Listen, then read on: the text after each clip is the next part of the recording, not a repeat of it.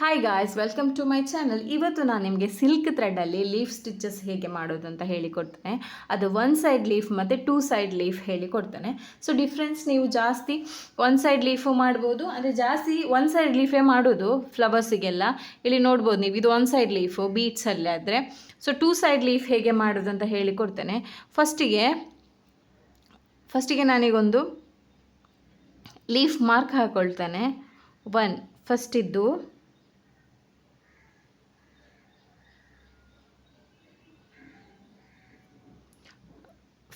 Leaf ನಮ್ಮದು. So ಈ leaf.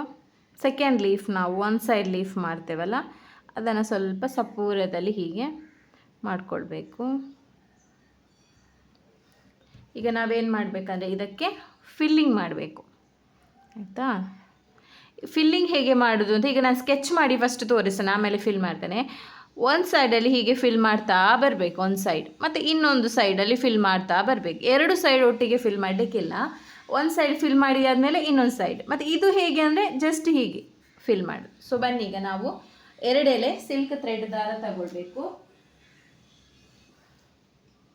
So starting ನಾವೀಗ 2 ಎಲೆ ಅಂದರೆ 2 ದಾರನ ತಗೊಂಡು ಹೀಗೆ ಟೈ ಮಾಡಿಕೊಂಡು, ಅಂದರೆ ಹೀಗೊಂದು ಗಂಟು ಹಾಕ್ಕೊಂಡು ನೋಡಿ ಈ ರೀತಿ ಬರಬೇಕು 2 ಎಲೆ ದಾರ. ಸೊ ಈಗ ನಾವು ಸ್ಟಾರ್ಟಿಂಗ್, ಈಗ ನೀವು ಇಲ್ಲಿ ಶೇಪ್ ಇಲ್ಲಿದ್ದರೆ ಸ್ವಲ್ಪ ಮೇಲ್ಗಡೆಯಿಂದ ಶೇಪ್ ನಮಗೆ ಕರೆಕ್ಟ್ ಬರಬೇಕು ಅಂದರೆ ಫಸ್ಟಿಗೆ ಬೇಕಾದರೆ ನಾವು ಔಟರ್ ಲೈನ್ ಫಸ್ಟಿಗೆ ಬೇಕಾದರೆ ಹಾಕ್ಕೊಳ್ಬೋದು. ಅಂದರೆ ಅದರ ಶೇಪ್ ನಮಗೆ ಕರೆಕ್ಟ್ ಸಿಗಬೇಕು ಅಂದರೆ ಫಸ್ಟಿಗೆ ನಾವೊಂದು ಔಟರ್ ಲೈನ್ ಹಾಕ್ಕೊಳ್ವಾ. ಇಲ್ಲಾಂದರೆ ಏನಾಗುತ್ತೆ ಅಂದರೆ ಫಸ್ಟೇ ನಾವು ಫಿಲ್ ಮಾಡಿ ಮತ್ತೆ ಶೇಪ್ ಕೊಟ್ಟರೆ ಅದೇನಾಗುತ್ತೆ ಅಂದರೆ ಸ್ವಲ್ಪ ಶೇಪ್ ಆಚೆ ಈಚೆ ಆಗೋ ಚಾನ್ಸಸ್ ಇರುತ್ತೆ. ಅದಕ್ಕೋಸ್ಕರ ನಾವು ಫಸ್ಟಿಗೆ ಬೇಕಾದರೆ ಒಂದು ಔಟರ್ ಲೈನ್ ಕೊಟ್ಕೊಳ್ಳುವ. ಸೊ ಈಗ ನಾವಿದನ್ನು ಹೀಗೆ ಔಟರ್ ಲೈನ್ ನೀವು ಯಾವ ಸಿಲ್ಕ್ ಥ್ರೆಡಲ್ಲಿ ಫಿಲ್ ಮಾಡ್ತೀರಾ ಅದೇ ಸಿಲ್ಕ್ ಥ್ರೆಡ್ ಕೊಡಿ, ಬೇರೆ ಝರಿ ಥ್ರೆಡ್ಲೆಲ್ಲ ತಗೊಳ್ಬೇಡಿ. ಝರಿ ಥ್ರೆಡ್ ಬೇಕು ಅಂತಂದರೆ ಎಂಡಿಗೆ ಎಲ್ಲ ಫಿನಿಶ್ ಆದಮೇಲೆ ಬೇಕಾದರೆ ನಾವೊಂದು ಔಟರ್ ಲೈನ್ ಕೊಡುವ.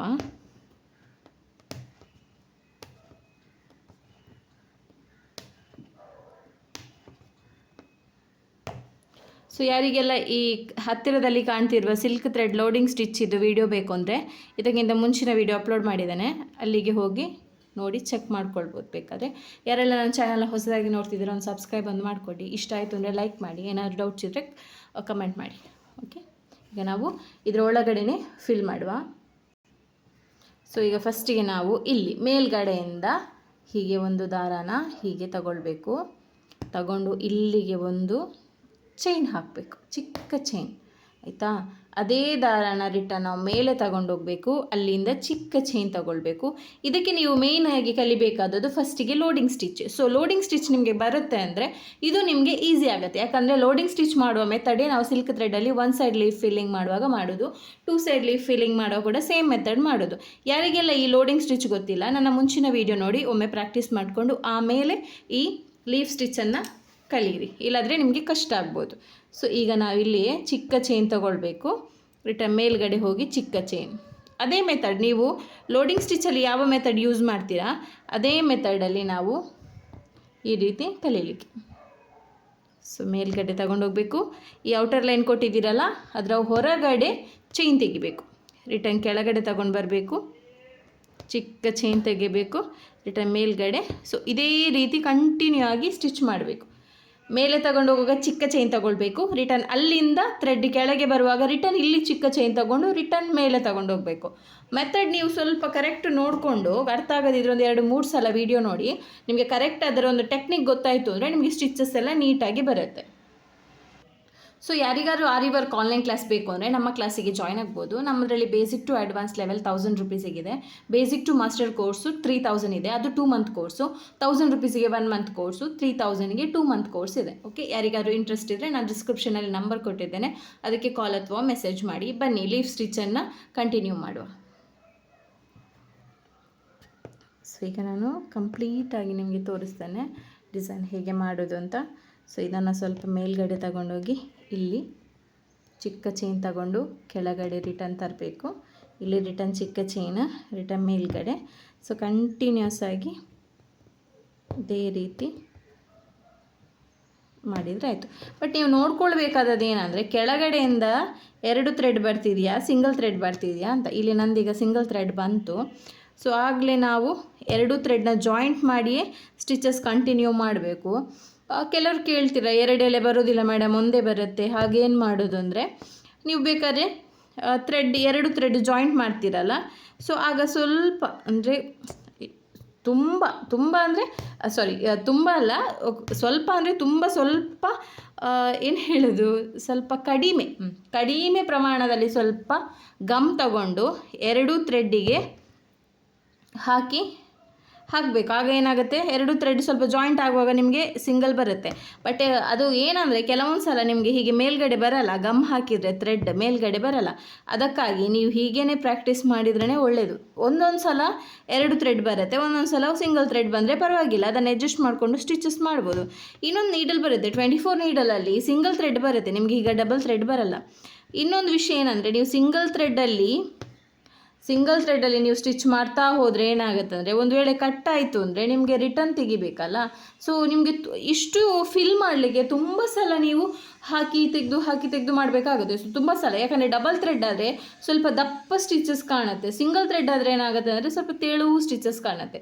ಸೊ ಹಾಗಾಗಿ ಯಾವಾಗಲೂ ನಾವು ಸಿಲ್ಕ್ ಥ್ರೆಡ್ ಯೂಸ್ ಮಾಡುವಾಗ, ಸಿಲ್ಕ್ ಥ್ರೆಡ್ ಆರಿ ನೀಡಲಲ್ಲಿ ನಾವು ಸ್ಟಿಚಸ್ ಮಾಡುವಾಗ 2 ಎಳೆ ದಾರ ತಗೊಳ್ಳೇಬೇಕು. ಸೊ ಈಗ ನಾವು ಇದಕ್ಕೆ ಒಂದು ನಾಟ್ ಹಾಕ್ಕೊಳ್ಳುವ. ಈಗ ನಾನು ನಾಟ್ ಹಾಕ್ಕೊಳ್ತಾ ಇದ್ದೇನೆ.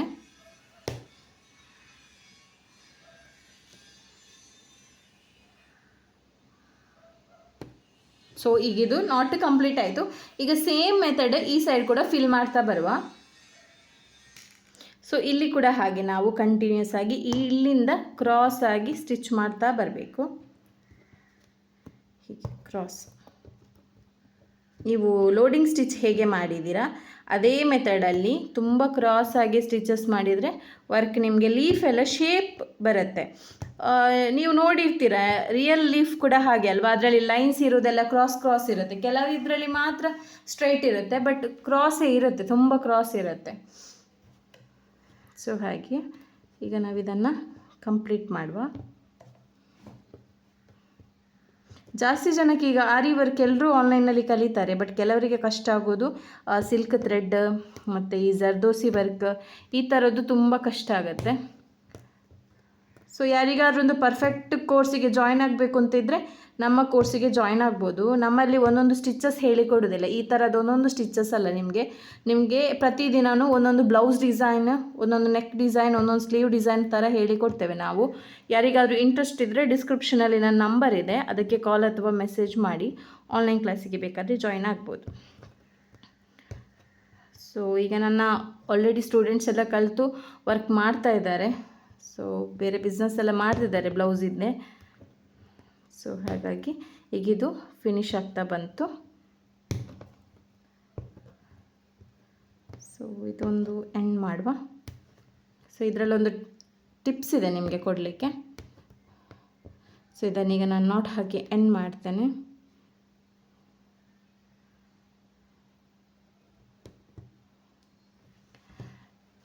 ಸೊ ಇದು ಫಿನಿಶ್ ಆಯಿತು. ಇನ್ನೊಂದು ಕೆಲವರು ಏನು ಕೇಳ್ತೀರಾ ಅಂದರೆ, ಇದನ್ನು ನಮಗೆ ನಾರ್ಮಲ್ ನೀಡಲಲ್ಲಿ ಮಾಡ್ಬೋದು, ನಾವು ನಾರ್ಮಲ್ ನೀಡಲಲ್ಲಿ ಮಾಡಿದ್ದೇವೆ, ತುಂಬ ಚೆನ್ನಾಗಿ ಬರುತ್ತೆ. ಆ್ಯಕ್ಚುಲಿ ಏನು ಗೊತ್ತಾ, ನಾರ್ಮಲ್ ನೀಡಲಲ್ಲಿ ನಿಮಗೆ ವರ್ಕ್ ಬರುತ್ತೆ, ಕೆಲವು ಸ್ಟಿಚಸ್ ಎಲ್ಲ ನೀವು ನಾರ್ಮಲ್ ನೀಡಲಲ್ಲೇ ಮಾಡ್ಬೋದು, ಆರಿ ವರ್ಕಿದ್ದು ಆಗೋದಿಲ್ಲ ಅಂತ ಹೇಳಲ್ಲ. ಬಟ್ ಏನಂದರೆ ನೋಡಿ, ಇದರಲ್ಲಿ ನಾವು ತಗೊಂಡದೆಷ್ಟು, ಖಾಲಿ 2 ಎಲೆ ಸಿಲ್ಕ್ ಥ್ರೆಡ್, 2 ಎಲೆ ದಾರ ಅಷ್ಟೇ. ಎಷ್ಟು ದೊಡ್ಡ ಸಿಲ್ಕ್ ಥ್ರೆಡ್ ಹೋಗಿರ್ಬೋದು, ತುಂಬ ಏನು ನಮಗೆ ಇಲ್ಲಿ ಇದರಲ್ಲಿ ಹೋಗಿಲ್ಲ. ಅಂದರೆ ಜಾಸ್ತಿ ಸ್ಟಿಚಸ್ ಈ ಲೀಫ್ ಸ್ಟಿಚಸ್ಸಿಗೆ ಜಾಸ್ತಿ ಸಿಲ್ಕ್ ಥ್ರೆಡ್ ಯೂಸ್ ಆಗಿಲ್ಲ ನಮಗೆ. ಬಟ್ ನಾರ್ಮಲ್ ನೀಡಲಲ್ಲಿ ಮಾಡುವಾಗ ನಮಗೆ ಹೀಗೇನೆ 2 ಎಲೆ ತಗೊಂಡು ಮಾಡಲಿಕ್ಕಾಗುತ್ತೆ, ಇಲ್ಲ ಕಡಿಮೆ ಅಂದರೆ ಒಂದು 6 ಎಳೆ 8 ಎಳೆ ತಗೊಂಡು ಮಾಡ್ತೀರಾ. ಇನ್ನೊಂದು ಪ್ರಾಬ್ಲಮ್ ಏನು ಅಂದರೆ, ನಿಮಗೆ ಟೈಮ್ ಜಾಸ್ತಿ ಹಿಡಿಯುತ್ತೆ. ಒಂದು ಲೀಫ್ ಮಾಡಲಿಕ್ಕೆ ನಿಮ್ಗೆ ಒಂದು ಕಡಿಮೆ ಅಂದರೆ ಒಂದು 15 ಮಿನಿಟ್ಸ್ ಹಿಡಿಬೋದು, ಯಾವುದರಲ್ಲಿ, ನಾರ್ಮಲ್ ನೀಡಲಲ್ಲಿ.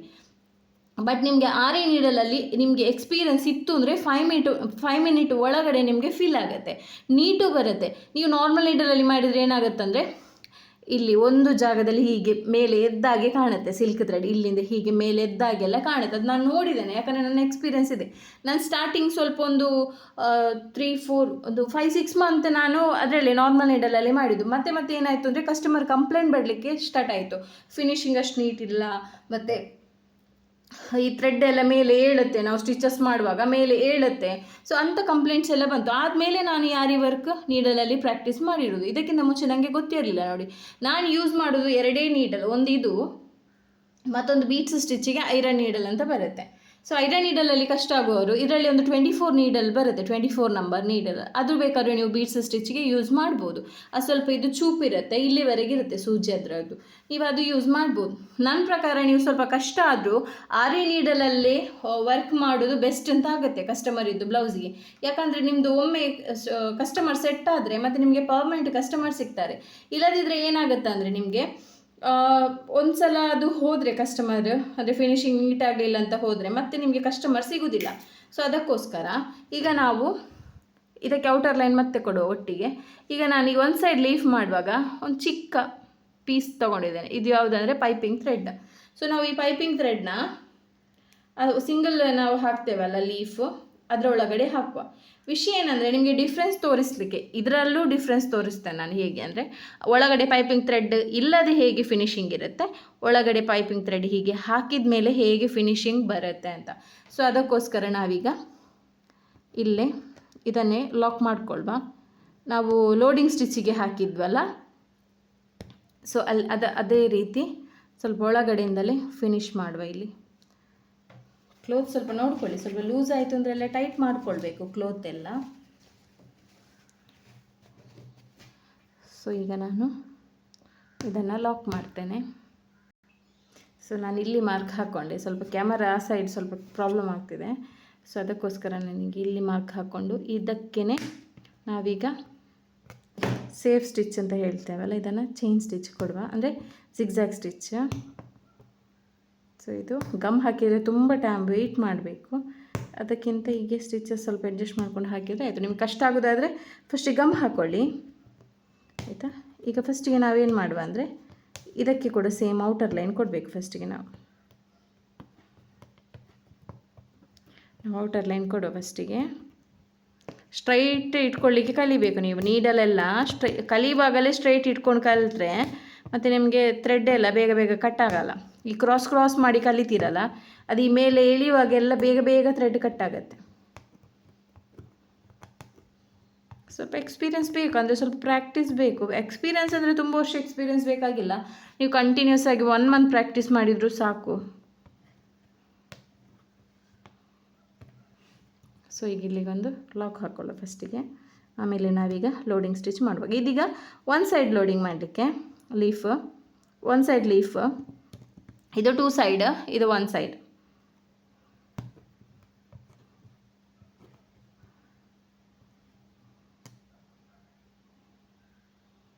ಸೊ ಈಗ ನಾನು ಲಾಕ್ ಹಾಕ್ಕೊಂಡೆ. ನೋಡಿ, ಇದು ಎಷ್ಟು ಸಲ ಲಾಕ್ ಹಾಕಿದ್ರು ಹೋಗುತ್ತೆ. ಅದಕ್ಕೆ ನಾವು ಲಾಕ್ ಹಾಕ್ಕೊಂಡಾದ್ಮೇಲೆ ಒಂದು ಸಲ ಎಳೆದು ನೋಡಬೇಕು, ಕೆಳಗಡೆಯಿಂದ ಸ್ವಲ್ಪ ಮೆಲ್ಲ ಎಳೆದು ನೋಡಿ ಸಿಲ್ಕ್ ಥ್ರೆಡ್ ಕಟ್ ಆಗುತ್ತಾ ಅಂತ. ಈಗ ನಾವಿದಕ್ಕೆ ಲೋಡಿಂಗ್ ಸ್ಟಿಚ್ ಮಾಡುವ. ಸೊ ವಿಷಯ ಏನಂದರೆ ತುಂಬ ಜನ ತುಂಬ ಹೆಸರು ಹೇಳ್ತಾರೆ ಸ್ಟಿಚಸ್ಸಿಗೆಲ್ಲ, ಬಟ್ ನನ್ನ ಪ್ರಕಾರ ಸ್ಟಿಚಸ್ಸಿದ್ದು ಹೆಸರು ಗೊತ್ತಿರಬೇಕು ಅಂತ ಇಲ್ಲ ನಮಗೆ, ಬಟ್ ನಮಗೆ ಸ್ಟಿಚಸ್ ಮಾಡಲಿಕ್ಕೆ ಗೊತ್ತಿರಬೇಕು. ನೀಟಾಗಿ ನಮಗೆ ಸ್ಟಿಚಿಂಗ್ ಮಾಡಲಿಕ್ಕೆ ಗೊತ್ತಿದ್ದರೆ ಆಗತ್ತೆ. ಈಗ ಕಸ್ಟಮರ್ ಬಂದು ಹೇಳ್ತಾರಾ, ಇದು ನನ್ನ ಬ್ಲೌಸಿಗೆ ಫ್ರೆಂಚ್ ನೋಟ್ ಹಾಕಿ, ನನ್ನ ಬ್ಲೌಸಿಗೆ ಇದು ಕೊಡಿ, ಲೋಡಿಂಗ್ ಸ್ಟಿಚ್ ಮಾಡಿ, ನನ್ನ ಬ್ಲೌಸಿಗೆ ಸ್ಯಾಟಿನ್ ಸ್ಟಿಚ್ ಮಾಡಿ ಅಂತ ಹೇಳ್ತಾರಾ? ಇಲ್ಲ. ಕಸ್ಟಮರ್ ಬಂದು ಏನು ಹೇಳ್ತಾರೆ, ಒಂದು ಡಿಸೈನ್ ಕೊಡ್ತಾರೆ, ಈ ರೀತಿ ಮಾಡಿ, ಇದಕ್ಕೆ ಪ್ರೈಸ್ ಎಷ್ಟಾಗುತ್ತೆ ಮತ್ತು ಎಷ್ಟು ದಿನದಲ್ಲಿ ಕೊಡ್ತೀರಾ, ಈ ಸೈಜಿಗೆ ಎಷ್ಟು ಪ್ರೈಸ್ ಆಗುತ್ತೆ ಅಂತ ಅದೇ ತಾನೇ ಕೇಳೋದು. ಕಸ್ಟಮರ್ ಬಂದು ಇದು ಸ್ಟಿಚಸ್ ಇದ್ದು ಹೆಸರು ಹೇಳ್ಕೊಂಡು ಇದು ಮಾಡ್ತಾರಾ? ಇಲ್ಲ ಅಲ್ವಾ. ಸೊ ಒಬ್ಬೊಬ್ಬರು ಒಂದೊಂದು ಸ್ಟಿಚಸ್ ಇದೆ ಹೆಸರು ಹೇಳ್ತಾರೆ. ಹಾಗೆ ನೋಡ್ಲಿಕ್ಕೆ ಹೋದರೆ ನಾನು ಸ್ಟಿಚಸ್ ಇದ್ದು ಹೆಸರೇ ಹೇಳಲ್ಲ ನನ್ನ ಸ್ಟೂಡೆಂಟಿಗೆಲ್ಲ. ನನ್ನ ಆನ್ಲೈನ್ ಕ್ಲಾಸ್ ಸ್ಟೂಡೆಂಟ್ ನೋಡ್ತಿರೋ ಈ ವಿಡಿಯೋ ನೋಡಿದ್ರೆ ಅವರಿಗೆ ಗೊತ್ತಾಗ್ಬೋದು. ಅಂದರೆ ಬೇರೆಯವರು ಏನು ಹೇಳ್ತಾರೆ ಅಂದರೆ ಎಂಬೋಸ್ಡ್ ಸ್ಟಿಚ್, ಫೆದರ್ ಸ್ಟಿಚ್, ಕೆಲವು ಸ್ಟಿಚಸ್ ನಾನು ಹೇಳ್ತೇನೆ ಹೆಸರೆಲ್ಲ, ಅಂದರೆ ಎಲ್ಲ ಸ್ಟಿಚಸ್ ಹೇಳಲ್ಲ. ನನಗೆ ಅದೊಂದು ಕಿರಿಕಿರಿ, ಆ ಸ್ಟಿಚಸ್ ಇದೆಲ್ಲ ಹೆಸರು ತಿಳ್ಕೊಂಡು ಹೇಳಲಿಕ್ಕೆ. ವಿಷಯ ಏನಂದರೆ ನನ್ನ ಪ್ರಕಾರ ಸ್ಟಿಚಸ್ ಇದು ಹೆಸರು ಗೊತ್ತಾಗೋದು ಮೇಯ್ನ್ ಅಲ್ಲ, ಆ ಸ್ಟಿಚಸ್ ನಮಗೆ ಗೊತ್ತಾಗಬೇಕು, ಅದು ಮೇಯ್ನ್ ಅಲ್ವಾ. ಸೊ ಸ್ಟಿಚಸ್ ಇದು ಹೆಸರು ಯಾರಿಗೆ ಗೊತ್ತಿರಬೇಕು? ಕಸ್ಟಮರಿಗಂತೂ ಬೇಡ ಅದು ಸ್ಟಿಚಸ್ ಇದು ಹೆಸರು, ಅವರೇನು ಕೇಳ್ಕೊಂಡು ಬರಲ್ಲ. ನಮಗೆ ಸ್ಟಿಚಸ್ ನೀಟಾಗಿ ಬಂದರೆ ಅಷ್ಟೇ ಸಾಕು. ಸುಮ್ಮನೆ ಅದನ್ನು ಬಾಯ್ಪಾಠ ಮಾಡಲಿಕ್ಕೆ ಟೈಮ್ ವೇಸ್ಟ್ ಮಾಡೋ ಬದಲು ನಾವು ಸ್ಟಿಚಸ್ ಕಲಿತ್ರೆ ಸ್ವಲ್ಪ ಬೇಗ ವರ್ಕ್ ಕಲಿಬೋದು. ಸೊ ನೋಡಿ, ಈಗ ಡಿಫ್ರೆನ್ಸ್ ನೀವೇ ನೋಡ್ಬೋದು. ಇದು ಮತ್ತು ಇದು ಸ್ವಲ್ಪ ಏನಂದರೆ ಸ್ವಲ್ಪ ಮೇಲ್ಗಡೆ ಉಬ್ಬಿದ ರೀತಿಯಲ್ಲಿ ಕಾಣುತ್ತೆ. ಸ್ಟಿಚಸ್ ಆದಮೇಲೆ ನಾವು ಪೈಪಿಂಗ್ ಥ್ರೆಡ್ ಕೊಟ್ಟರೆ ಒಳಗಡೆ, ಪೈಪಿಂಗ್ ಥ್ರೆಡ್ ಕೊಡೋದಿದ್ರೆ ಈ ಟೈಪ್ ಫ್ಲ್ಯಾಟ್ ಟೈಪ್ ಕಾಣುತ್ತೆ, ಅಷ್ಟೇ ಡಿಫ್ರೆನ್ಸ್. ಇದು ಒನ್ ಸೈಡ್ ಲೀಫು. ಜಾಸ್ತಿ ನಿಮಗೆ ಬ್ಲೌಸ್ ಡಿಸೈನ್ಸಿಗೆಲ್ಲ ಬರೋದು ಒನ್ ಸೈಡ್ ಲೀಫೇ. ಇದು ಕಡಿಮೆ ಬರೋದು ಈ ಥರ. ಈ ಫ್ಲವರಿಗೆಲ್ಲ ಸೈಡಿಗೆ ನಿಮಗೆ ಬೀಟ್ಸಲ್ಲಿ ಅಥವಾ ಸಿಲ್ಕ್ ಥ್ರೆಡ್ಡಲ್ಲಿ ಜರ್ದೋಸಿಯಲ್ಲೆಲ್ಲ ಬರೋದು ಜಾಸ್ತಿ one side leaf. Two side leaf ಕಡಿಮೆ ಬರೋದು, ಅಂದರೆ ಅದು ದೊಡ್ಡದು ಬರುತ್ತಲ್ಲ ಲೀಫು. ಸೊ ಈಗ ಚಿಕ್ಕ ಚಿಕ್ಕ ವರ್ಕ್ ಮಾಡೋವರೆಲ್ಲ, ಅಂದರೆ ಚಿಕ್ಕ ಚಿಕ್ಕ ಡಿಸೈನ್ ಮಾಡೋವರೆಲ್ಲ ಒನ್ ಸೈಡ್ ಲೀಫೇ ಯೂಸ್ ಮಾಡೋದು ಜಾಸ್ತಿ ಫ್ಲವರ್ಸಿಗೆಲ್ಲ. ನಾನು ಕೂಡ ಜಾಸ್ತಿ ಬೀಟ್ಸಲ್ಲೇ ಆಗಲಿ ಸಿಲ್ಕ್ ಥ್ರೆಡ್ ಆಗಲಿ ಒನ್ ಸೈಡ್ ಲೀಫೇ ಯೂಸ್ ಮಾಡೋದು. ಸೊ ಈಗ ಇದನ್ನು ನಾವು ಔಟರ್ ಲೈನ್ ಕೊಟ್ಟರೆ ಎರಡು ಯೂಸ್ ಇದೆ. ಒಂದು, ನಮಗೀಗ ಸ್ಟಿಚಸ್ ಮಾಡುವಾಗ ಚಿಕ್ಕ ಚೈನ್ ನಾವು ಬಾರ್ಡರ್ನ ಹೊರಗಡೆ ತಗೊಳ್ಳಿಕ್ಕಾಗತ್ತೆ. ಇನ್ನೊಂದು ಏನಂದರೆ ನಮಗೆ ಶೇಪ್ ಕರೆಕ್ಟ್ ಬರುತ್ತೆ. ನೋಡಿ, ಶೇಪ್ ಕರೆಕ್ಟ್ ಸಿಗುತ್ತೆ ನಮಗೆ. ಇಲ್ಲದಿದ್ದರೆ ಏನಾಗುತ್ತೆ ಅಂದರೆ ಒಂದು ಸೈಡ್ ಚಿಕ್ಕದು ಒಂದು ಸೈಡ್ ದೊಡ್ಡದು ಆ ರೀತಿ ಬರುತ್ತೆ ಅಲ್ವಾ. ಸೊ ಸ್ವಲ್ಪ ನಾವು ಹೀಗೆ ಔಟರ್ ಲೈನ್ ಕೊಟ್ಟರೆ ಸ್ವಲ್ಪ ನೀಟ್ ಬರುತ್ತೆ. ಈಗ ನಾವಿಲ್ಲೇ ಒಂದು ಇದು ಹಾಕ್ಕೊಳ್ಳುವ. ಸೊ ಈಗ ಇದು ಟೂ ಸೈಡ್ ಲೀಫು, ಇದು ಒನ್ ಸೈಡ್ ಲೀಫ್. ಈಗ ಇದು ನೋಡಲಿಕ್ಕೆ ಅಷ್ಟೇನು ಅಟ್ರಾಕ್ಟ್ ಇಲ್ಲ. ಸೊ ಈಗ ಇದನ್ನು ಸ್ವಲ್ಪ ನಾವು ಹೈಲೈಟ್ ಮಾಡಬೇಕು. ಇದು ಲೀಫ್ ಸ್ಟಿಚ್ ಅಂತ ಹೇಳಿ ಹೈಲೈಟ್ ಮಾಡೋದು ಹೇಗೆ? ನಾವು ಬಾಯಲ್ಲಿ ಹೇಳಿದ್ರೆ ಅದು ಹೈಲೈಟ್ ಆಗಲ್ಲ. ಅದಕ್ಕೆ ಸ್ವಲ್ಪ ಬೇರೆ ಕಲರ್ ಸಿಲ್ಕ್ ಥ್ರೆಡ್ ನಾನು ತಗೊಳ್ತೇನೆ. ನೀವು ಬೇಕಾದರೆ ಮಾಡುವಾಗ ವರ್ಕ್ ಮಾಡುವಾಗ ಝರಿ ಥ್ರೆಡಲ್ಲೂ ಚೈನ್ ಸ್ಟಿಚ್ ಕೊಡ್ಬೋದು. ನಾನು ಸ್ವಲ್ಪ ಗ್ರೀನ್ ಕಲರಲ್ಲಿ ಸಿಲ್ಕ್ ಥ್ರೆಡ್ ತಗೊಂಡು ಅದಕ್ಕೆ ಔಟರ್ ಲೈನ್ ಕೊಡ್ತೇನೆ. ಆಗ ನೀವು ನೋಡಿ ಅದು ಹೇಗೆ ಕಾಣುತ್ತೆ ಡಿಸೈನ್ ಅಂತ. ಸೊ ಈಗ ನೋಡುವಾಗ ನಿಮಗೆ ಸಿಂಪಲ್ ಒಂದು ಲೀಫ್ ಥರ ಕಾಣುತ್ತೆ ಡಿಸೈನ್. ಬಟ್ ಈಗ ನಾವು ಕರೆಕ್ಟಾಗಿ ಔಟರ್ ಲೈನ್ ಕೊಟ್ಟರೆ ಡಿಸೈನ್ ಹೇಗೆ ನಿಮಗೆ ಪರ್ಫೆಕ್ಟಾಗಿ ಕಾಣುತ್ತೆ ಅಂತ ನೋಡಿ. ನೋಡಿ, ಈಗ ನಾನು ಇನ್ನೊಂದು ಸಿಲ್ಕ್ ಥ್ರೆಡ್ಡಲ್ಲಿ ಕೊಡ್ತಾ ಇದ್ದೇನೆ. ನೀವು ಬೇಕಾದರೆ ಝರಿ ಥ್ರೆಡಲ್ಲಿ ಕೊಡ್ಬೋದು ಅಥವಾ ಸಿಲ್ಕ್ ಥ್ರೆಡಲ್ಲೇ ಕೊಡ್ಬೋದು. ಬೀಟ್ಸಲ್ಲಿ ಅಷ್ಟು ಕೊಡಲಿಕ್ಕೆ ಹೋಗಬೇಡಿ, ಯಾಕಂದರೆ ಬೀಟ್ಸಲ್ಲಿ ಕೊಟ್ಟರೆ ನಿಮಗೆ ಶೇಪ್ ಸ್ವಲ್ಪ ಆಚೆ ಈಚೆ ಆಗುತ್ತೆ ಅಂತ ನನ್ನ ಪ್ರಕಾರ. ಹಾಗೆ ಆಗುತ್ತೆ, ನನಗೆ ಸ್ವಲ್ಪ ಆಚೆ ಈಚೆ ಆಗುತ್ತೆ ನೀವು ಬೀಟ್ಸಲ್ಲಿ ಕೊಟ್ಟರೆ ಅಂತ.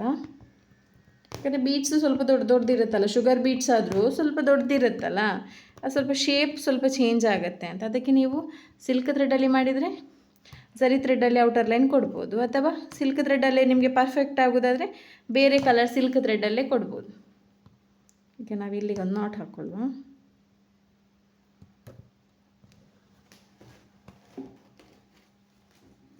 ಸೊ ಈಗ ಒನ್ ಸೈಡ್ ಲೀಫ್ ನೋಡಿ, ಈಗ ಗೊತ್ತಾಯ್ತಲ್ಲ ಡಿಫ್ರೆನ್ಸ್. ಒನ್ ಸೈಡ್ ಲೀಫ್ ಅಂದರೆ ಔಟರ್ ಲೈನ್ ಕೊಟ್ಟರೆ ಒನ್ ಸೈಡ್ ಲೀಫ್ ಹೇಗೆ ಕಾಣುತ್ತೆ.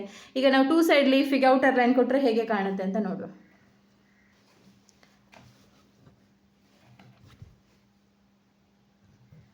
ಸೊ ಈಗ ನಾವು ಇದಕ್ಕೆ ಸ್ವಲ್ಪ ಮೇಲ್ಗಡೆಯಿಂದ ಕೊಡಬೇಕು. ಕೊಡುವಾಗ ತುಂಬ ಅದರ ಹತ್ತಿರದಿಂದ ಕೊಡಬಾರ್ದು. ಯಾವಾಗಲೂ ನಮಗೆ ಈ ಶೇಪ್ ಬೇಕು ಅಂದರೆ, ಈ ಚೂಪ್ ಶೇಪ್ ಇದೆಯಲ್ಲ, ಶಾರ್ಪ್ ಶೇಪ್ ಇದೆಯಲ್ಲ, ಅದು ಬೇಕು ಅಂತಾದರೆ ನಾವು ಸ್ವಲ್ಪ ಮೇಲ್ಗಡೆಯಿಂದ ಕೊಟ್ಟರೆ ಬೆಟರ್. ನಾನು ಇದಕ್ಕೆ ಔಟರ್ ಲೈನ್ ಕೊಡ್ತೇನೆ. ಸಿಲ್ಕ್ ಥ್ರೆಡ್ ಮಾಡುವಾಗ ಹೀಗೆ ಇದು ಬರಬಾರ್ದು. ಇದಂದರೆ ನಾನು ಕ್ಯಾಮರಾ ಎಲ್ಲ ಇಡುವಾಗ ಸ್ವಲ್ಪ ಆಚೆ ಈಚೆ ಆಗುತ್ತೆ ನನಗೆ ಇಲ್ಲಿ. ಸೊ ಅಂದರೆ ಹತ್ತಿರ ಝೂಮಿಂದ ತೋರಿಸ್ಬೇಕಲ್ಲ, ಝೂಮ್ ಮಾಡಿ. ಸೊ ಸ್ವಲ್ಪ ಪ್ರಾಬ್ಲಮ್ ಆಗುತ್ತೆ. ವಿಷಯ ಏನಂದರೆ, ನೀವು ಥ್ರೆಡ್ಸು ಇದು ರಿಂಗಿಗೆ ನಿಮ್ಮ ರಿಂಗ್ ಲೂಸ್ ಆಗೋದಾದರೆ ಯಾವುದಾದ್ರೂ ಫಾಲ ಅಥವಾ ಬ್ಲೌಸ್ ಇದು ಲೈನಿಂಗ್ ಪೀಸ್ ಇದ್ದರೆ ಅದನ್ನು ಸುತ್ತಬೋದು ಬೇಕಾದರೆ. ನನಗಿಲ್ಲಿ ಮಿಡ್ಲಿಗೆ ಕೂಡ ಒಂದು ಸಿಲ್ಕ್ ಥ್ರೆಡಲ್ಲಿ ಒಂದು ಲೈನ್ಸ್ ಟೈಪ್ ಕೊಡ್ತಾನೆ, ಯಾಕಂದರೆ ಒಂದು ಶೇಪ್ ಬರಲಿ ಅಂತ. ಸೊ ಈಗ ಇದನ್ನು ರಿಂಗ್ ಲೂಸ್ ಆಗೋದಾದರೆ, ಬಟ್ಟೆ ಲೂಸ್ ಆಗುತ್ತೆ, ಇದು ಹೀಗೆ ಸಿಂಕ್ ಆಗುತ್ತೆ ಅಂತ ಆದರೆ ನೀವೇನು ಮಾಡಬೇಕಂದ್ರೆ, ಫಾಲ್ ಅಥವಾ ಕಾಟನ್ ಲೈನಿಂಗ್ ಇದ್ದರೆ ಚಿಕ್ಕ ಚಿಕ್ಕ ಪೀಸ್ ಒಂದೊಂದು ಇಂಚಸ್ ಇದ್ದು, ಅಂದರೆ ಅಗಲ 1 ಇಂಚಸ್ ಅಷ್ಟು ಕಟ್ ಮಾಡಿ ತೆಳುವಲ್ಲಿ ಸುತ್ತಬೇಕು ರಿಂಗಿಗೆ. ಫಸ್ಟಿಗೆ ಒಂದು ರಿಂಗಿಗೆ ಸುತ್ತಿ ನೋಡಬೇಕು. ಆಗೋದಿಲ್ಲ, ಇಲ್ಲ ಇನ್ನೂ ಲೂಸ್ ಆಗುತ್ತೆ ಅಂದರೆ 2 ರಿಂಗಿಗೂ ಸುತ್ತಬೋದು, ಆಯಿತಾ. ಸೊ ಈಗ ಇದು ಫಿನಿಶ್ ಆಯಿತು. Leaf stitch, one side loading leaf stitch ಮತ್ತು 2 ಸೈಡ್ ಲೋಡಿಂಗ್. ಇದಕ್ಕೆ ನಾನು ಒಳಗಡೆ ಪೈಪಿಂಗ್ ಥ್ರೆಡ್ ಹಾಕಿಲ್ಲ, ಇದಕ್ಕೆ ಪೈಪಿಂಗ್ ಥ್ರೆಡ್ ಹಾಕಿದ್ದೇನೆ. ಓಕೆ ಅಲ್ವಾ. ಈ ಒಂದು ನನ್ನ ಸ್ಟಿಚಸ್ ನಿಮಗೆ ಇಷ್ಟ ಆಯಿತು, ಕ್ಲಿಯರಾಗಿ ಅರ್ಥ ಆಯಿತು ಅಂದರೆ ನನ್ನ ಚಾನಲ್ನ ಸಬ್ಸ್ಕ್ರೈಬ್ ಮಾಡ್ಕೊಳ್ಳಿ, ಲೈಕ್ ಮಾಡಿ, ಶೇರ್ ಮಾಡಿ, ಕಮೆಂಟ್ ಮಾಡಿ. ಆನ್ಲೈನ್ ಆಫ್ಲೈನ್ ಕ್ಲಾಸ್ ಇದೆ, ಸೊ ಯಾರಿಗಾದರೂ ಬೇಕಾದರೆ ಜಾಯ್ನ್ ಆಗಿ. Thank you.